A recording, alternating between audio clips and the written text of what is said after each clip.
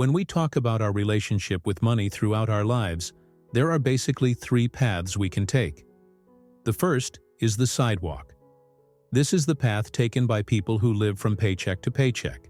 They receive the money, and as if by magic they have nothing left. It doesn't matter how much they earn, they can spend it all. Give them money, and instead of using their creativity to find ways to multiply it, they find endless ways to spend it on things they don't need, and worse, often on money they don't have. That's why you'll even see star footballers, lottery winners, people who have won fortunes at some point in their lives lose everything and end up broke. The question is not how much they earn, but what they do with what they earn. Looking rich doesn't mean being rich. There are people who take so seriously the life philosophy of living as if there is no tomorrow. And if something goes wrong, if they lose their job, the economy changes, or there is some unforeseen event, their life will literally end up on the sidewalk. There's no accountability or financial intelligence here. Don't go down this road. The second way is the slow way, or get rich slowly. It's the sad standard model. Go to school and get good grades, go to a good college and get a good job.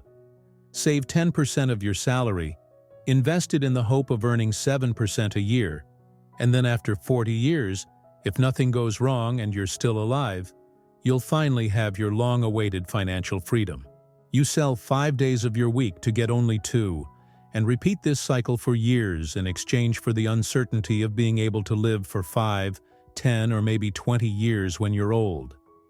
The slow lane is a real dream killer. Selling 5 days to get 2, 40 years to maybe get 10? That definitely doesn't sound like a good deal to me. I'm only going to live once.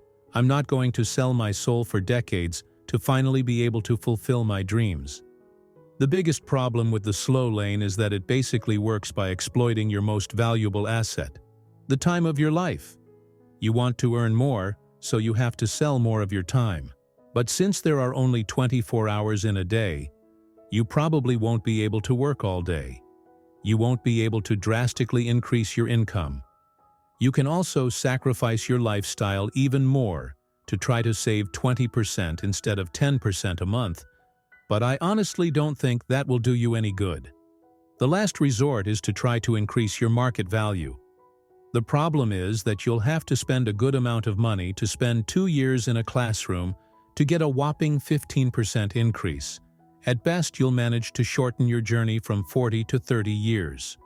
As you can see, it's a path full of limits where you have almost no control over your own life. Finally, we have the express lane, or get rich quick. But don't confuse it with get rich easy. I'm not talking about pyramid schemes, companies indoctrinating people with illusions, courses and speakers who invent magic formulas. Don't fall for this nonsense. They only serve to make others rich, not you. I'm talking about making money in an explosive and honest way by offering the world the best you have to offer. The main idea is, the greater the value you generate in society, and the greater the number of people you impact, the greater the amount of money you will receive. You want to earn more.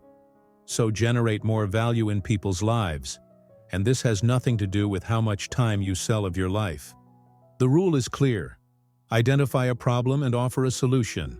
Finding and solving a relevant problem can be one of the most effective ways to achieve financial freedom quickly. This approach is not limited to big entrepreneurs or investors. It is accessible to everyone. Think of a common challenge that many people face in their daily lives. For example, if you notice that many people have difficulty organizing their personal finances, you could develop a simple and effective spreadsheet or app that helps them control spending and save money. Offering this solution can not only solve a real problem, but also create a source of passive income through sales or subscriptions. Another possibility is to find a specific problem in your local community. Suppose you realize that many small businesses struggle with digital marketing. You could create an affordable consultancy service or develop marketing service packages tailored to these small businesses. In this way, you'll be solving a significant problem and creating a profit opportunity at the same time. These examples demonstrate that identifying real problems and creating innovative solutions is a practical and viable way to achieve financial freedom.